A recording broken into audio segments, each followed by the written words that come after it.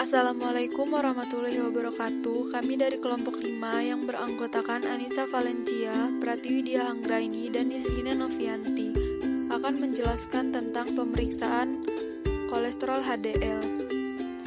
HDL atau High Density Lipoprotein adalah lipoprotein berdensitas tinggi. Lipoprotein terbentuk dari protein dan lemak.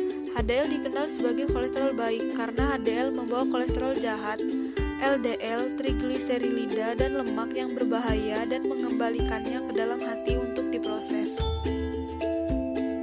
Semakin tinggi kadar kolesterol baik atau HDL, maka akan semakin baik untuk kesehatan. Tingkat HDL minimal 60 mg per desiliter atau lebih dapat membantu mengurangi resiko penyakit jantung. Sebaliknya, tingkat HDL kurang dari 40 mg per desiliter justru menaikkan resiko penyakit jantung. Pemeriksaan HDL kolesterol, metode presipitasi. Tujuan pemeriksaannya yaitu untuk mengetahui tingkat kolesterol baik di dalam darah.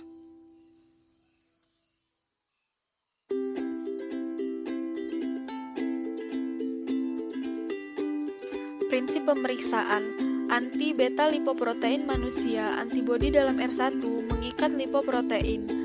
Selain HDL, kompleks antigen antibodi membentuk blok enzim reaksi dengan semua lipoprotein kecuali HDL ketika R2 ditambahkan. Hidrogen peroksida yang dihasilkan oleh reaksi enzim dengan HDL menghasilkan warna biru kompleks berdasarkan oksidatif 34 kondensasi dari kromagen. Prosedur pemeriksaan.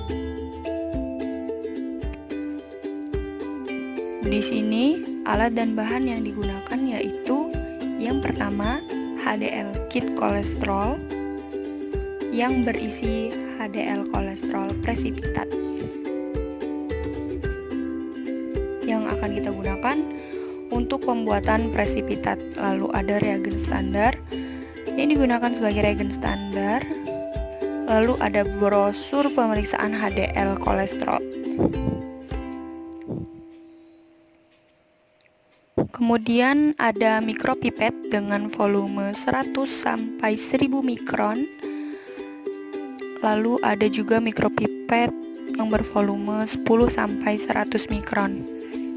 Lalu ada tip biru untuk volume 1000 mikron dan tip kuning untuk volume 100 mikron. Lalu ada tisu, lalu ada tabung reaksi, lalu ada sampel serum dan kolesterol reagen. Yang terakhir ada stopwatch.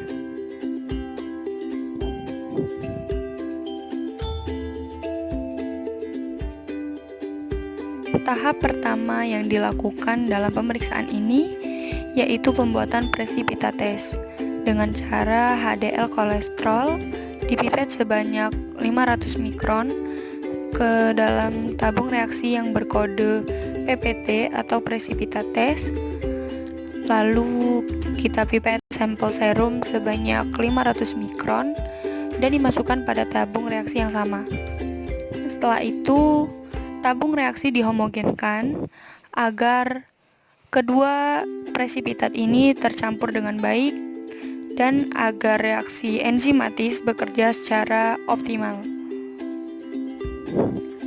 Setelah itu, sampel disentrifuse selama 10 menit dengan kecepatan 4000 rpm, di mana fungsi dari sentrifuse ini untuk memisahkan antara endapan dan supernatan yang akan digunakan sebagai sampel nantinya. Setelah disentrifuse, kemudian sampel dipisahkan antara supernatan dan endapannya, di mana supernatannya ini yang akan digunakan sebagai sampel pemeriksaan. Setelah itu, reagen kolesterol dimasukkan pada masing-masing tabung yang berkode blank standar dan test sebanyak 1000 mikron. Fungsi dari kolesterol reagen ini untuk mengoptimalkan reaksi enzimatis sehingga nanti akan menimbulkan perubahan warna. Perubahan warna yang terjadi akan diukur absorbansinya dengan alat fotometer. Setelah itu, tabung yang berkode standar dimasukkan reagen standar sebanyak 50 mikron dan dihomogenkan. Reagen standar ini zat yang telah diketahui konsentrasinya. Kemudian, sampel serum hasil dari preparasi tadi dimasukkan sebanyak 50 mikron ke dalam tabung yang sama, yaitu tes. Lalu kita homogenkan dan kita inkubasi pada suhu 30 derajat Celcius selama 5 menit. Setelah itu, kita baca pada alat fotometer. Yang pertama kita masukkan ke selang fotometer larutan belangko, lalu kita lihat absorbansi yang telah dibaca dengan fotometer.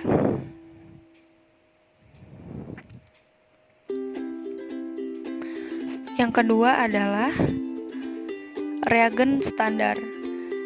Kita masukkan tabung reaksinya ke dalam selang fotometer, lalu kita lihat pada alat fotometer tersebut akan terlihat absorbansi yang telah diketahui. Lalu kita masukkan sampel tes ke dalam selang fotometer, dan fotometer